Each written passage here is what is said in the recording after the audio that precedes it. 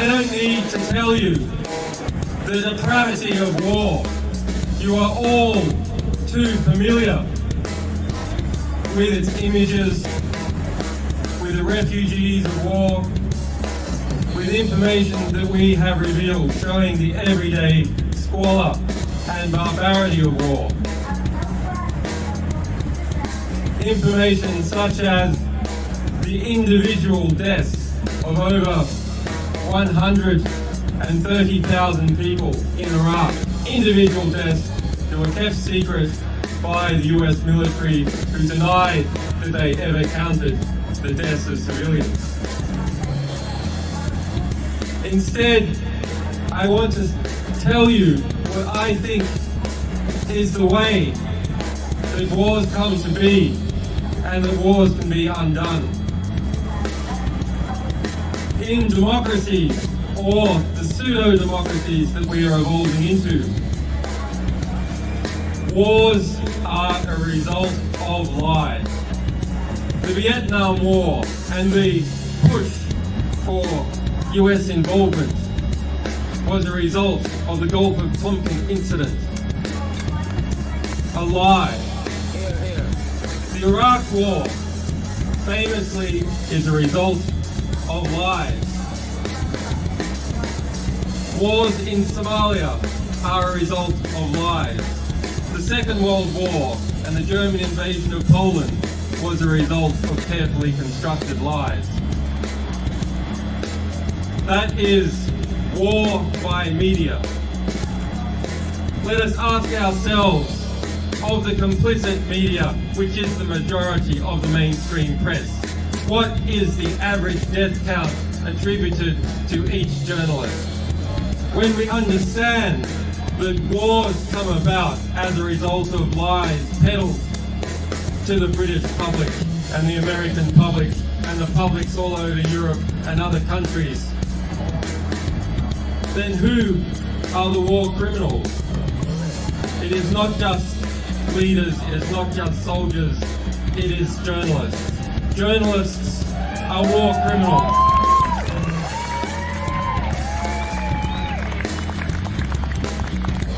And why one might think that that should lead us to a state of despair, that the reality that is constructed around us is constructed by liars, is constructed by people who are close to those that they are meant to be policing.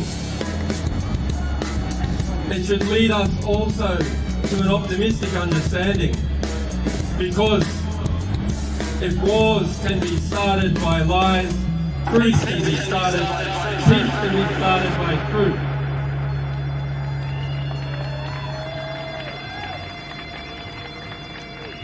So that is our task, and it is your task. Go and get the truth.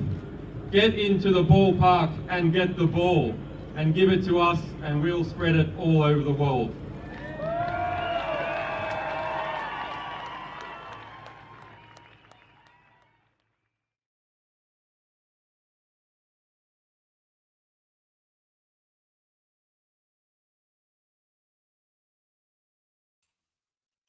Hello, ladies and gentlemen, and welcome again to Syriana Analysis. I'm your host, Almassian. Hello, if you're watching me from the Americans, North America, and South America. Hello, if you're watching me from Europe, from Africa, from West Asia, from all the Asian countries, from India, from Pakistan. I see that there are people from Colombia here, from Zagreb, from Serbia, from Croatia, from all around the world. Thank you very much for tuning in to today's video and live stream.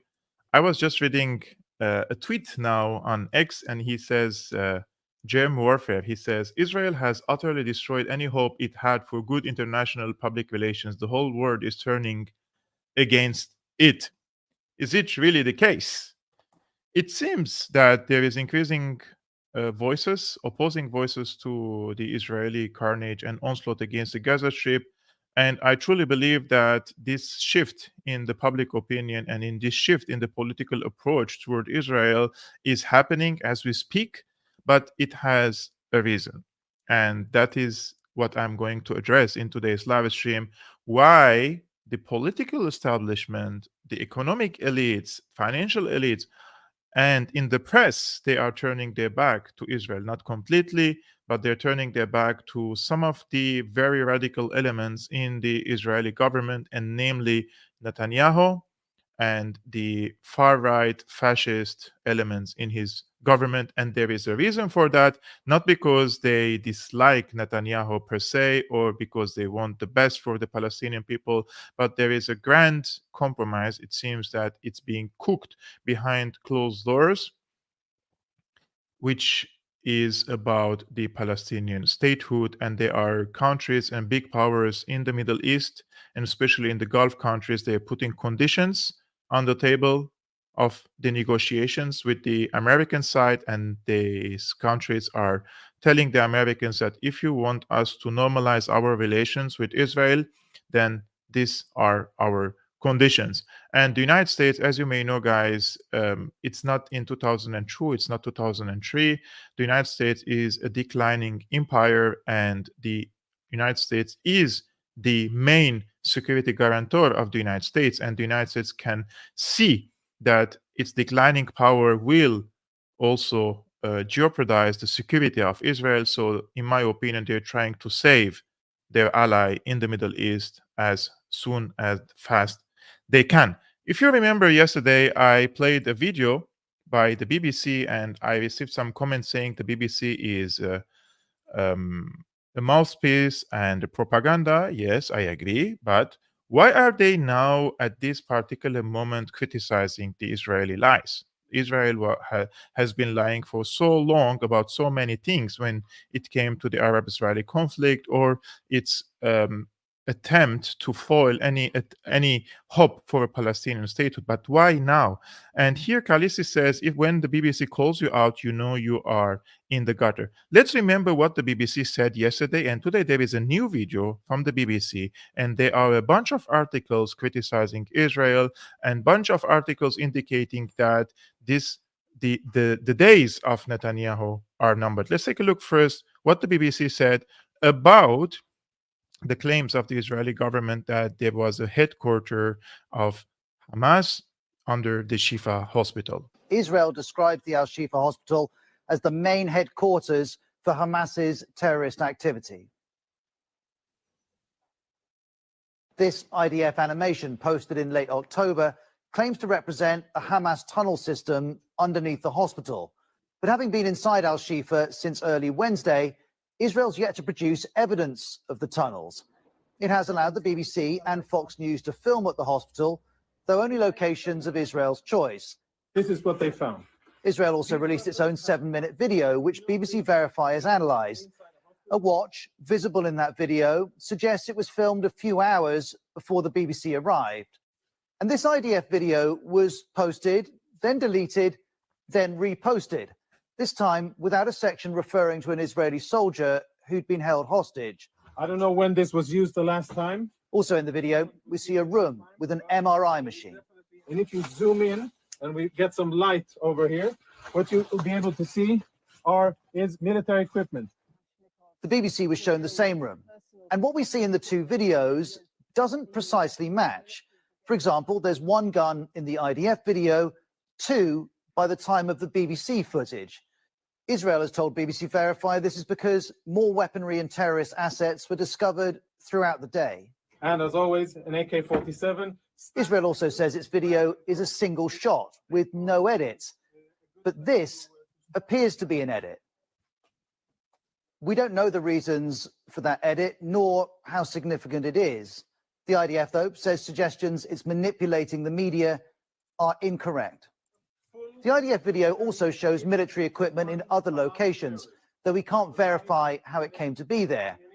And what we see in this IDF video doesn't equate to Israel's description of Al-Shifa as an operational command center for Hamas. The US is using a different phrase, saying Al-Shifa was used as a command and control node. That implies a much smaller facility. Israel is adamant this hospital was a command center, but for now, at least, it's either not found supporting evidence or it's not sharing it.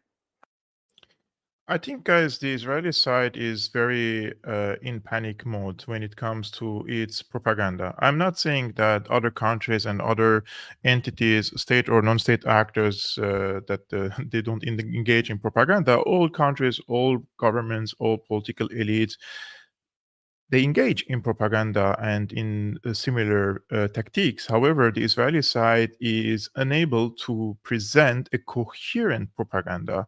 And if the mainstream media is able to detect these lies, then I think the Israeli side is in a panic mode and they are unable to convince the people of their narrative.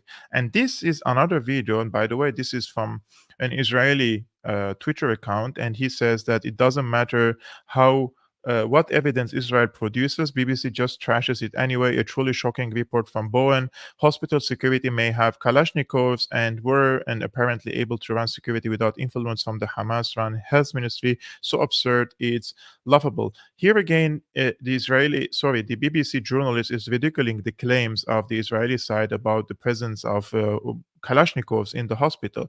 And let's remember, guys, from the beginning, this was not the claim of Israel that there are some Kalashnikovs in the hospital, because this could be placed very easily in the hospital. And according to the first BBC report, we've seen that there was a difference between what the IDF presented to the public and published it on its official website and what has been recorded by the BBC journalists when they arrived to the scene. And we can see that even these weapons were so clean, like they are being placed by hand there. This is my prediction. This is what I believe is the truth, that the Israeli side, they couldn't find any headquarters, they couldn't find anything, and they knew there is nothing anyways there, but they presented it as an evidence that there were military activities there, because in front of the international community and under international law, there is no justification that can allow the Israeli side to invade a hospital, to destroy it partially, to detain the doctors or the journalists and interrogate them. This is all against international law. But they had to find something. They had to tell the public something. But this incoherent narrative that they are telling to the people, in my opinion, it indicates that the Israeli side is unable to present the facts that they want to convince the people of, because the Israeli side is losing the information warfare.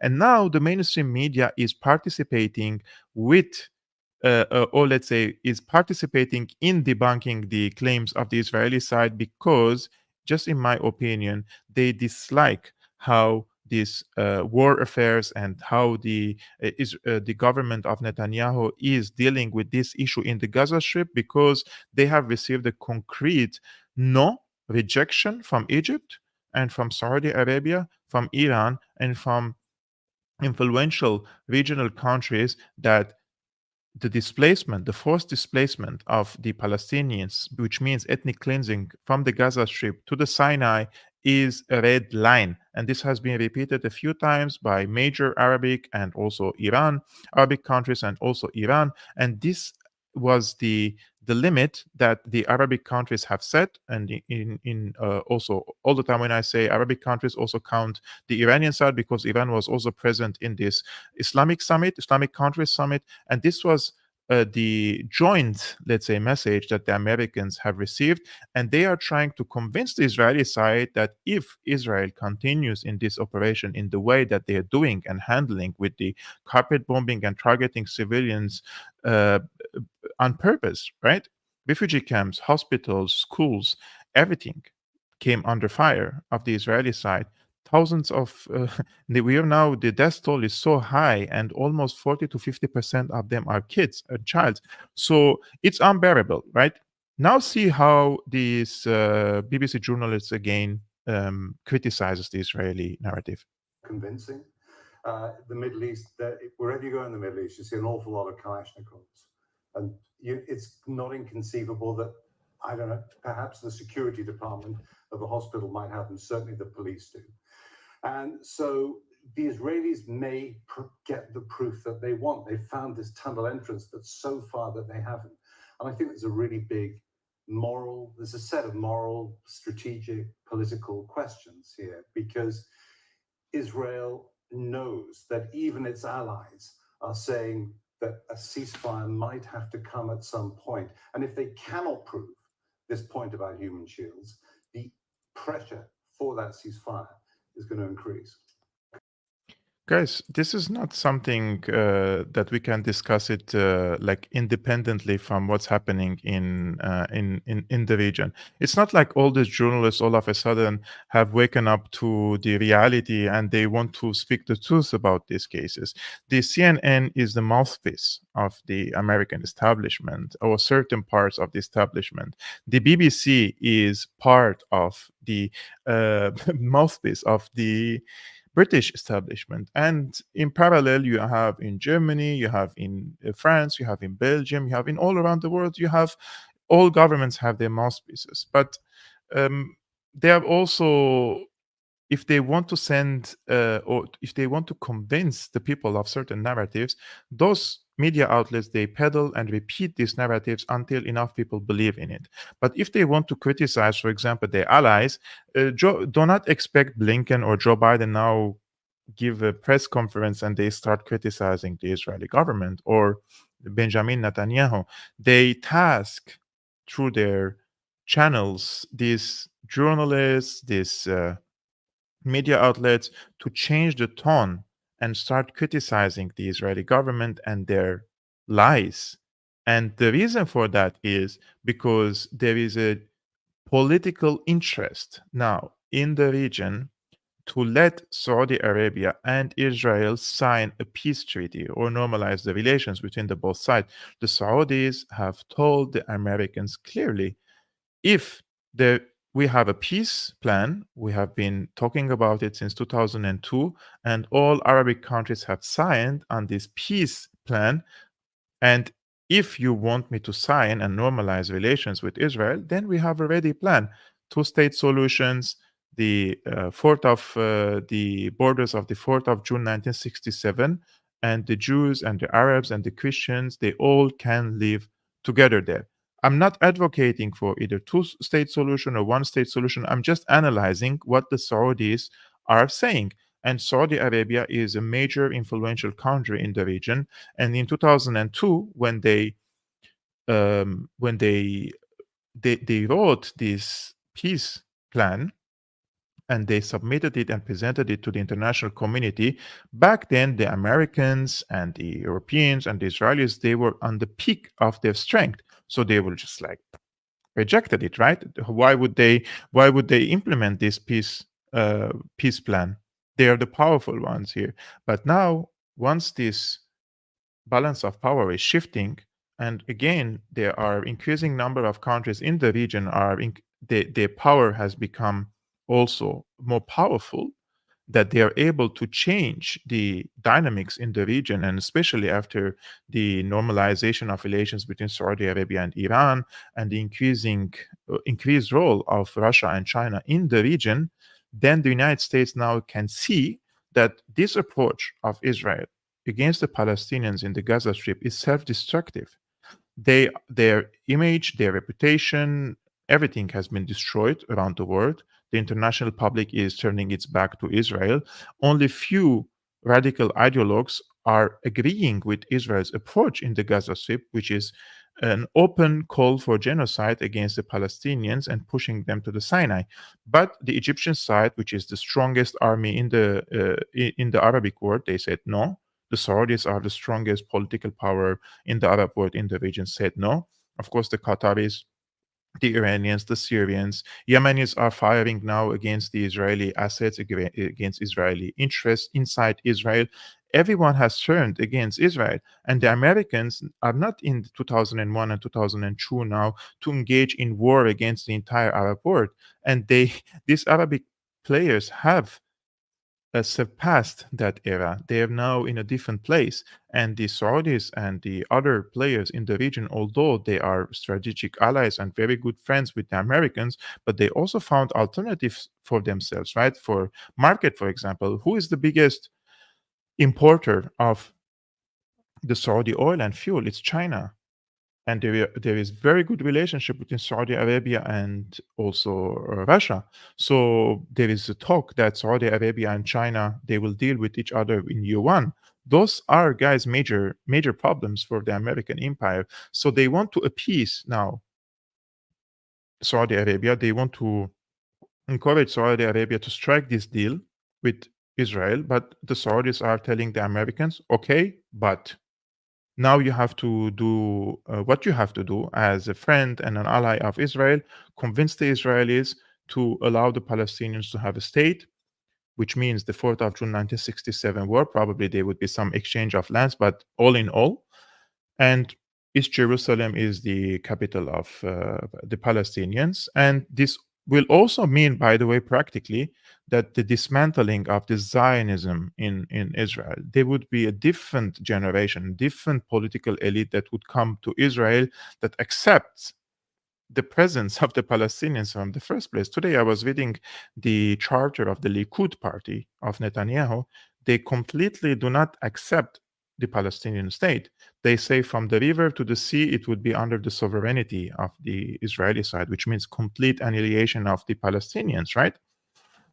So I think this is not an achievable or attainable policy from the Israeli side. So guys, now see the CNN. This is not normal. Check what the CNN is saying about Israel.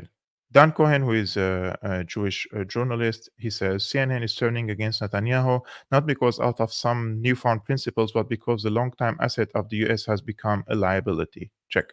Earlier this week, I asked the former Deputy Director of National Intelligence in the US, Beth Sanner, what she thought President Biden could be doing differently regarding Israel. I think that one of the things we can certainly do is lay down very, very firmly what Israel cannot do in the West Bank, because that is the thing that's going to blow up in our faces, and that makes a two-state solution impossible. Sanders' point. See, they're speaking about two-state solution now, and how these settlements in the West Bank is foiling the peace process and the destroying any hope for a two-state solution. All of a sudden, they started speaking about the two-state solution. Point is important because with the world focused on Gaza, key members of the Netanyahu cabinet, the coalition government that he formed, key members of that cabinet are throwing fire on the flames in the West Bank and in Israel. In the Israeli newspaper Haaretz on Monday of this week, columnist Oded Bisharat called out two of the members of the Netanyahu cabinet for taking advantage of the Hamas attacks, taking advantage and using the attacks to advance their racist anti-Arab agenda. Guys, this is the first time. I don't know about you, but this is the first time I see on CNN they're calling what the Israeli, let's say, the radicals in Israel are doing against the Palestinians as racist approach or anti-Arab rhetoric. I have never seen in my life anything like this on CNN. Let's start in the West Bank, as Sanner suggested we should, with Israeli Finance Minister Bezalel Smotrich. Smotrich is a hateful anti-Arab bigot. Wow. He's a far-right politician in the Netanyahu coalition, and he has broad powers over civilian issues in the West Bank. Haaretz reports that since October 7th, more than 170 Palestinians have been killed in clashes with Israelis across the West Bank. Now, way back in 2005, when Israel was withdrawing from Gaza, Smotrich was arrested by the Israeli security services, the Shin Bet. Smotrich was arrested under suspicion of planning terrorist attacks. Wow. He was held by the Shin Bet for 3 weeks. He was suspected of planning to block major public roads and damage infrastructure. That's according to Yediot Achronot, a major Israeli newspaper. In 2019, the former deputy head of the Shin Bet called Smotrich a, quote, Jewish terrorist. That's according to Israel's Channel 13. Now, Smotrich denies those claims. He stated he was proud of his role in opposing Israel's expulsion from Gaza, quote, noting that he was freed without any charges being filed against him, according to a report from the Times of Israel. Now, Bisharat writes in Haaretz on Monday of this week that Smotrich, quote, sees the disaster that has befallen the country as an opportunity to plunder the West Bank. The settlers, who share his messianic ideology, have begun to carry out their plans to purge the area of its Palestinian population, unquote. As with this scene you see of armed Israeli settlers, zealots, extremists.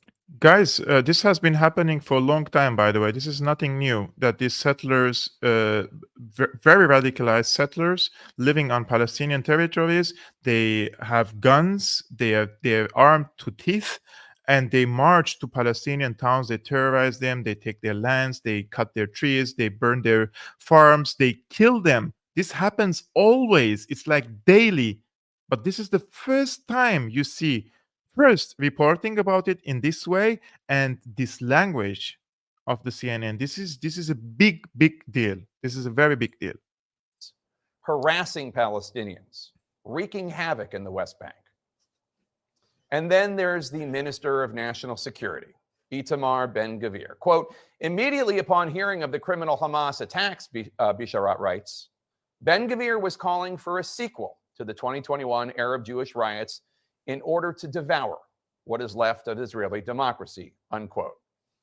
This includes armed militias, subordinate to Ben-Gvir, wandering the streets of Tel Aviv, and, quote, the thought police, hard at work, arresting civics teacher Dr. Meir Baruchin for posts on Facebook opposing the Israeli army's operations in Gaza and for showing compassion for Palestinian suffering, unquote.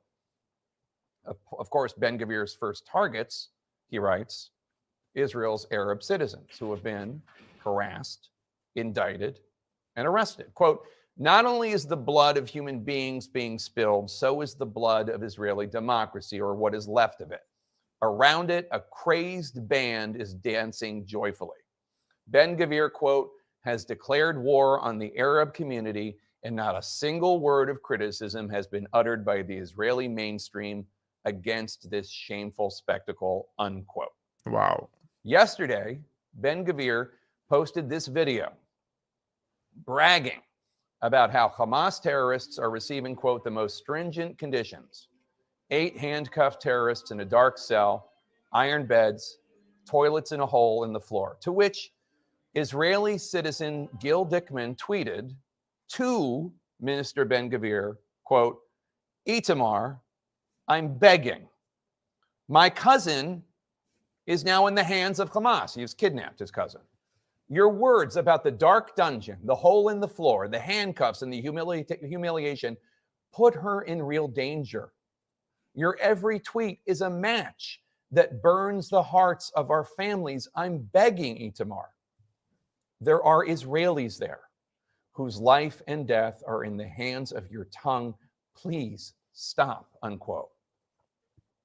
But thinking about such things does not really seem to be Ben-Gvir's way.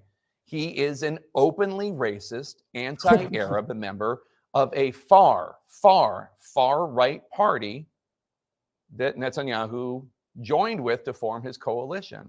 Ben-Gvir's vile views, we should know, are no surprise.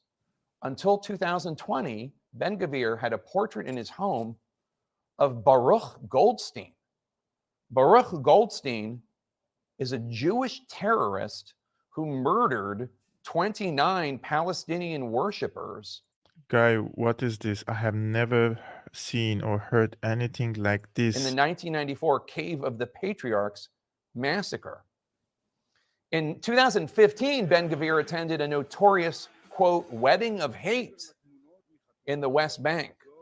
At this wedding of hate, the murder of Palestinians was celebrated, including the murder of a Palestinian infant. It's sick. Now, in January, it seems like 100 years ago, but it was only 10 months ago, I asked Prime Minister Netanyahu about these two anti-Arab racists, these extremists in his government. You have appointed some individuals, controversial figures, not part of your party, including ultranationalists Bezalel Smotrich and Itamar Ben-Gvir. They joined the Likud. I didn't join them. Right. And I direct policy. I don't I'm know- governing. I've got my two hands on the wheel, and believe me, it's going to be a good direction. Smotrich just called himself a fascist homophobe. What? He suggested same-sex marriage is like incest. The former deputy director of Shin Bet said he was a Jewish terrorist, that he tried to stage an event when the Gaza pullout was going on. And the other day he was saying that he was putting out these horrible conspiracy theories. You must have seen this about the Shin Bet and the assassination of Rabin. I mean, these seem like rather extreme individuals. Yeah, well, a lot of people say a lot of things when they're not in power, and they sort of temper themselves when they get into power, and that's certainly the case here. Look, I'm controlling the government, and I'm responsible for its policies, and the policies are sensible, and they're responsible, and they'll continue to be that. They didn't temper themselves once they got into power. They didn't. And if Netanyahu's hands are on the wheel, the question for Netanyahu is, does he stand by the extremism of these two cabinet ministers? Because it's not just the presence of Smotrich and Ben-Gvir in the Israeli government, it is the policies that they are enforcing in the West Bank and in Israel that are clearly inconsistent with the image Israel is portraying to the Western world at this crucial moment in Israel's existence that needs to be challenged. Guys, can you believe this is coming from the CNN? When I watched this, when I heard this, I was like, wow, what is happening to the world? But as I told you, this is not surprising if we understand the context now. And I can predict after or foresee after these reports coming from the BBC and the CNN that they are planning to get rid of Netanyahu. And it seems that they were trying to get rid of Netanyahu before this Gaza onslaught. You remember the protests with tens of thousands and hundreds of thousands of people were protesting against the Netanyahu government for his so-called judicial reforms, which he tried to, of course, reform the system in a way that serves his interests and empowers his position in the government and also ensures his political future, because he is accused of many corruption cases, for example. But back then, Netanyahu even accused the Biden administration of trying to get rid of him through these protesters. It seems to me now that the coup d'etats and the regime change wars that the Americans used to wage against their enemies, now they're trying to get rid of their ally in Israel, Benjamin Netanyahu, because the circumstances in the region have changed. Because they want to bring Saudi Arabia, as I told you, and like persuade Saudi Arabia to sign this peace treaty with the Israeli side. And look, this article, it's coming from the Foreign Affairs, and the Foreign Affairs says why Netanyahu must go. And I made notes of this article so we can go through together and read what are they preaching now in the Foreign Affairs. They say the country that Israel becomes in 10 years will depend on the political choices it makes now. Not only the military decisions, its security and prosperity will turn on whether it creates a new political horizon for its region and makes serious advances towards an eventual two-state solution for Israelis and Palestinians. When was the last time, guys, you saw in one of these political international journals, they're speaking seriously about two-state solution for the Israelis or the Palestinians? I as far as I'm concerned, I do not remember that personally. But nowadays, there are many of similar calls. We continue. The country that Israel becomes in 10 years will depend. We have already seen this. So, as it works to defeat Hamas militarily, Israel must also work to define its long-term strategy. Israeli Prime Minister Benjamin Netanyahu is unfit to direct any part of this process, neither the war to defeat Hamas nor efforts to secure a more lasting peace. if you stay with me, it's more and more and more. It's hilarious how is this narrative is changing. So okay. As of September 2023, according to a Geneva Initiative poll, 42% of Israelis supported a two-state solution. This represents some erosion of public faith in the idea since Netanyahu took power. Given how aggressively Netanyahu has tried to quash any possibility of a two-state solution, however, it is meaningful that significantly more Israelis still said they preferred it above any other possible outcome. Let's see. I'm trying to bring all the notes that I made to you. So, okay.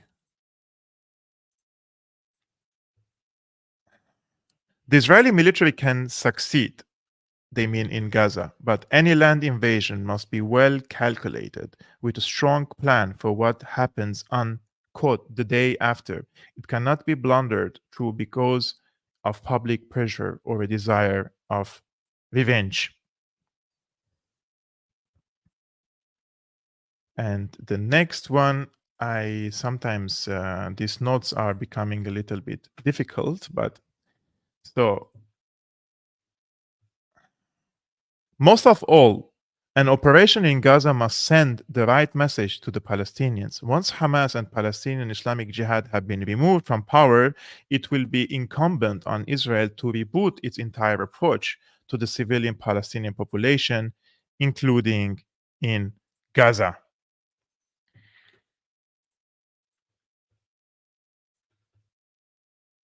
Here must emerge a better idea, a more attractive idea, an idea that doesn't assume Jews and Arabs are locked in a zero-sum game in the Middle East, but offers a win-win scenario to people on both sides. I mean, the last time I heard something like this was probably 20 years ago or 30 years ago when the United States was serious about a peace between the Arabs and the Israelis.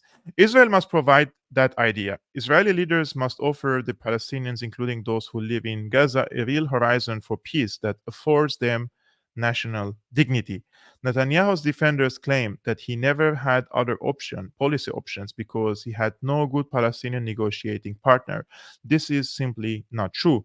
Although Hamas has always positioned itself against any compromise, the Palestinian Authority has long supported a two-state solution. Its leader Mahmoud Abbas could have been and could still be, despite his weaknesses, a partner committed to peaceful partition. Partition, they mean the partition of the Palestine between the Israelis and the Jews there. So he has completely lost the trust of not only his foes, but now also many of his friends. And lately, he has lost the trust even of members of the top ranks of the Israeli security establishment. So he didn't only lose the his allies and his foes, but also inside Israel, because there is now a conflict between himself and the leaders of the security apparatuses and the leaders of the heads of the military battalions and units, because he's blaming them for the failure of the October 7th. And this doesn't stop here. Look, this is from the New York Times. Netanyahu led us to catastrophe. He must go. I mean, come on. So we start from this. For an Israeli, the real heart of the question is who allowed this to happen? Despite the agony, because of it, we must demand a national accounting for what made the military disaster possible, the hubris and complacency, and most of all, the delusions of Prime Minister Benjamin Netanyahu and his government. The second note says Mr. Netanyahu has been prime minister for 13 years of the past 14 years. And then Mr. Netanyahu's latest government came to power just over 9 months ago. It's the most extreme he has led because only extreme parties were willing to join a coalition with a prime minister on trial for corruption.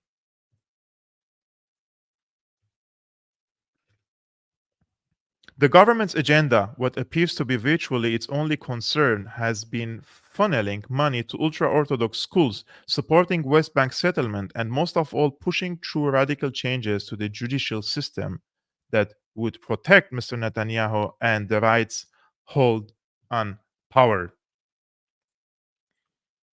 So he returned to power. When he returned to power in 2009, just 2 years before that, guys, if you remember, 2 years before he came to power in 2009, Hamas seized control of the Gaza Strip, splitting the nascent Palestinian polity into two. So there was one governing entity in the Gaza Strip and another one in the West Bank, right?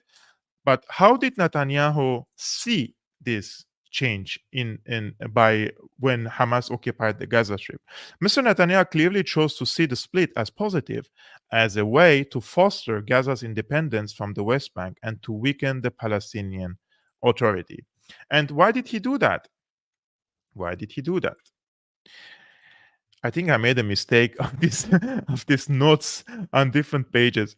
In 2019, for instance, he explained why he allowed the Hamas regime in Gaza to be propped up with cash. From who? From Qatar. Although they keep saying that Hamas is supported by Iran, but the cash is definitely from Qatar.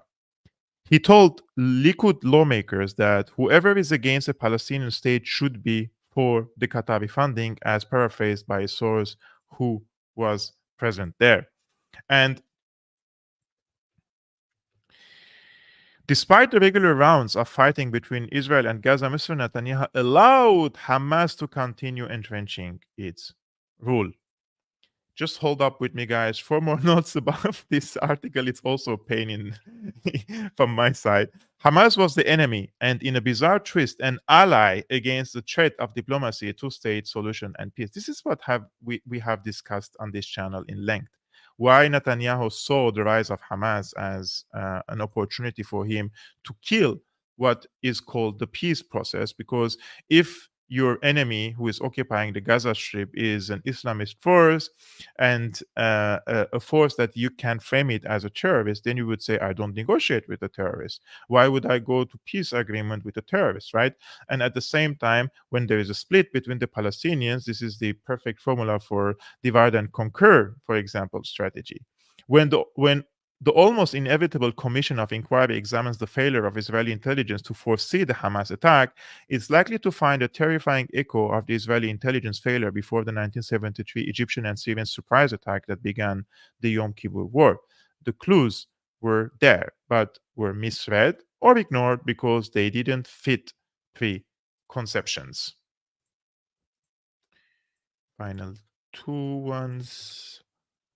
The present-day mistake rested on greater hubris, believing that Hamas could be safely managed in order to maintain and deepen occupation of the West Bank indefinitely.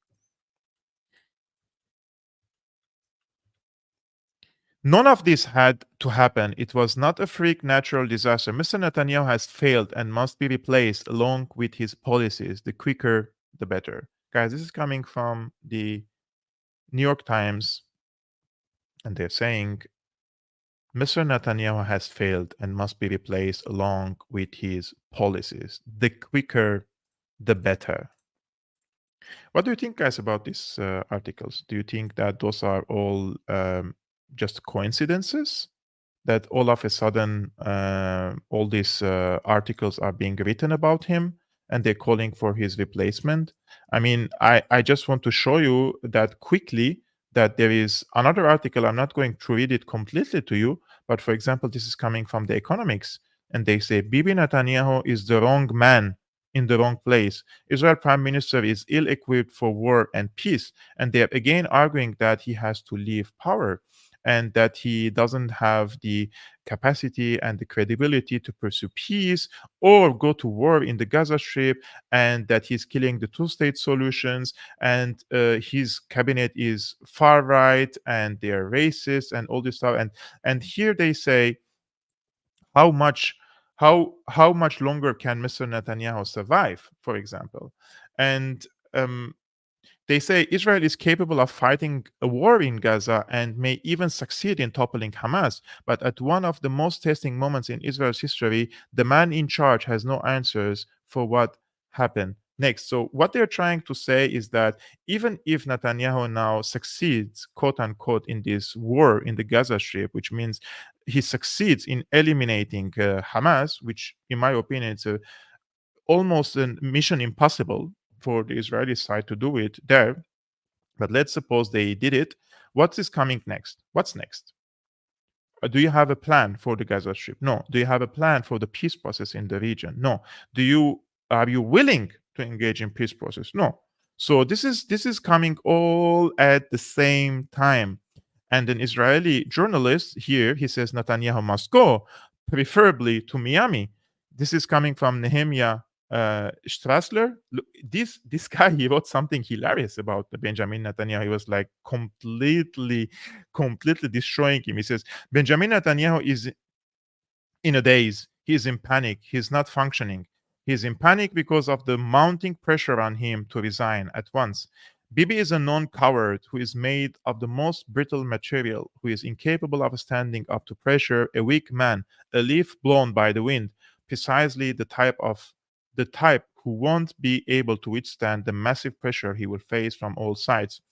He is already so stressed out that after midnight Saturday, he crossed a bright red line with his loathsome tweet blaming the heads of the military and the Shin Bet security service for the debacle. He proved once again that he really has no limits, that he hasn't a single drop of integrity, that he is the lowliest figure in the history of the Jewish people, someone who had the unbelievable gall to plunge a knife into the backs of the military and intelligence chiefs in the middle of a war. That alone is sufficient reason to oust him. We can also be sure that if the situation in Israel deteriorates, he and Sarah, his wife, will be the first to flee. Yair, who is his son, who is lounging by the pool in Miami while hundreds of thousands of Israelis his age are fighting on the front lines, is already preparing the shelter. I really tried to summarize all these things for you guys. There were so many of them recently about Netanyahu. It's quite clear for me that this is the case, and I'm thankful for Angelo. Angelo, he's a geopolitical analyst based in China. I think he's from Italy, and he says he agrees with me in this analysis, and he says emotional leaders in the Middle East like Saddam Hussein, Gaddafi didn't end up well, and their countries got destroyed. Fighting U.S. empire requires careful calculation and a certain level of engagement to influence your enemy until the right time comes to take action. He says, be close to your friends, but be even closer to your enemies. Saudi Arabia is a good example. For decades, it looked like a U.S. vassal state, and it has been waiting for the right timing. Now it is taking more balanced position and regaining sovereignty. Many more countries are becoming empowered, emboldened, and are following the shift. The shift is happening, and with this shift, anything will become possible for Palestine. So for Palestine, it is also about having the right timing. But at the moment, the Middle East, West Asia cannot confront US and Israel. It would be suicidal, no matter how much we love the Palestinian cause. In the meantime, we can win the battle of the heart, expose to the world who is the aggressor and which one is the right cause. They own the politicians and the media, but we own the streets. I agree with Angelo that they were probably waiting for the right time for this. And this is the last one, guys. See, this is coming just yesterday, November 17. As I told you, this is about the Arab Peace Initiative, and they're now calling it Arab Peace Initiative 2. How Arab leadership could design a peace plan in Israel and Palestine. In 2002, the Arabs presented their peace initiative. They were rejected, disregarded, ridiculed, and so Arabs put it on the shelf. And now the mainstream media, the political elites, they are all speaking about it. Summary of this. Past peace processes in Israel and Palestine failed to offer long-term solutions to the conflict, but they showed what makes negotiations work.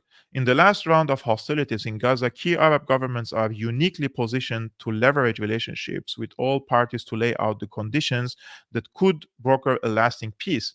An Arab peace initiative, too, with multilateral oversight, would have to offer real benefits for all parties, but for any lasting framework to take hold, these important conditions need to be met. What are these preconditions? Those are in pink.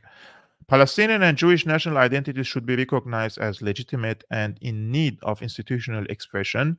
Individual human rights in both countries need to be protected. Anti-Semitic, Islamophobic, and racist rhetoric and actions must be explicitly and unconditionally repudiated by all actors. Here, this is what I suspect, guys, when they speak about both the anti-Semitic and Islamophobic rhetoric. In my opinion, if they're going to get rid of Netanyahu and try to, let's say, bring Zionism under control, and they try to re-educate the people or re-indoctrinate the people on different progressive, for example, probably values, and not to be antagonizing the Arabs, they will also do the same with the Arabs. And that also means that, in my opinion, if this is going to be applicable, then they will try to also bring Hamas and Jihad under control, try to change their behavior or try to change their charter or completely eliminate them. I don't think they can eliminate them, so probably they will bring them also under control. They will try to change their rhetoric. They will try to change the approach of these parties toward the Jewish people or the Israelis. And with the great influence of Turkey and Qatar over Hamas, I think they can be successful in this regard. And with the peace between Iran and Saudi Arabia, probably the Saudis and the Iranians are also negotiating of how to bring Islamic Jihad under control. Any targeting of civilians should not be merely rejected, but actively combated by all actors. Settlement activities in the Palestinian territories of forced displacement of Palestinians to Egypt, Jordan, or anywhere else would be considered outlawed actions that all actors commit to fight against. See? As I told you, the Egyptians completely refused it, said this is a red line and it's an act of war against Egypt. They cannot go against Egypt and they cannot fight against Saudi Arabia. Times have changed. Full diplomatic, political, and economic relations among participating states should be an outcome of the negotiation process. No stateless people should be left behind at the conclusion of any set of agreements. So I think this is what we're going to see in the next few years, reviving the peace process between the Palestinians and the Israelis. And I think the Israeli current government, the very radical, right? And they know what is coming next. And that's why they are in desperation. And I would say they are desperately bombing the Gaza Strip and killing all these civilians just to prove a point. This is an act of desperation, in my opinion. They don't have first of all, you can see that the people are all around the world, the international public is turning its back against Israel after all these massacres they have committed against the Palestinians. The Israelis know it. Two, you can see that when the Israelis are occupying some hospital, they are just presenting, sorry to say, the BS evidence that doesn't prove anything. And which also means that they are really in panic mode on the information warfare. They're losing this information warfare. And three, the regional balance of power is changing and it's not in the favor of Israel. And they know that the United States is the security guarantor for Israel. And with the shifting of the balance of power that is not in favor of the United States, Israel is feeling that they're threatened. And I think the Americans are trying to save now the Israelis from themselves, and especially from Netanyahu, because if Netanyahu says that he represents the Jewish people, then all the crimes that are happening now in the Gaza Strip is happening in the name of the Jewish people, because he says he represents the Jewish people, right? So he's putting the Jewish people in a very, very bad position. And this will probably also generate hatred toward the Jewish people around the world. There are people who argue and say that what Netanyahu is doing is increasing anti-Semitism around the world, because if he's the government that represents the Jewish people, and if he's doing these crimes, then with on whose name all these crimes are being committed in Gaza or in Palestine, right?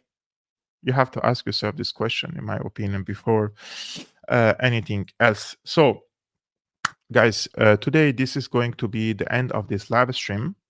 I thank you all for tuning in and watching till the end. I think it was a little bit long in the terms of the articles that I tried to show you, but I really tried to summarize them all for you. And I think it's important to understand what could come next in the future. And this is what I think it will happen in the future, or they will try to do it in the future. Basically, they will try to get rid of Netanyahu. I think they will be successful. And they will try to change the system, the ideological system, educational system, political system in Israel, slowly but surely. And in parallel, we will see that there's going to be change of tone from the Palestinian side, whether it's in Gaza Strip, whether in the West Bank. The Saudis will definitely present their Arab peace initiative again to the Americans. They will say, this is my condition, take it or leave it. If you want me to normalize my relations with the Israeli side, and I think the Americans will lobby and pressure, and they would try to convince the Israelis to accept the Arabic peace plan in exchange for normalization of relations with the Saudi side. And even after, and if after all this peace process and the recognition of the Palestinian state, if there is still acts of hostilities against the Palestinians or building, let's say, settlements, etc., there could be another talk. I don't know, but we are not there yet. But this is all coming, in my opinion, in the near future. We will see what's going to happen. By the way, just for you to know, on Monday, Pepe Escobar, the famous geopolitical analyst, is coming on Syriana Analysis. If you have questions to him, please post it under this video. I will go through the comments and see if you have. Ask questions, please, be about the Ukraine war, Palestine war, Syria, these hot topics that we have nowadays, Taiwan, for example, China, United States. If you have serious questions, please post them in the comments below, and I will go through the comments and pick a few of your questions and pose and ask him on Monday, 5 p.m. Central European time. So stay tuned. If you want to watch that, subscribe, hit the ring bell, and follow my work, guys. Thank you very much. And if you want to support my independent work like the one I'm doing here, you can become a patron. You can see the link here is on the screen, www.patreon.com/Syriana Analysis. It's a great help for me. Thank you so much, guys, for tuning in, and I will see you on Monday.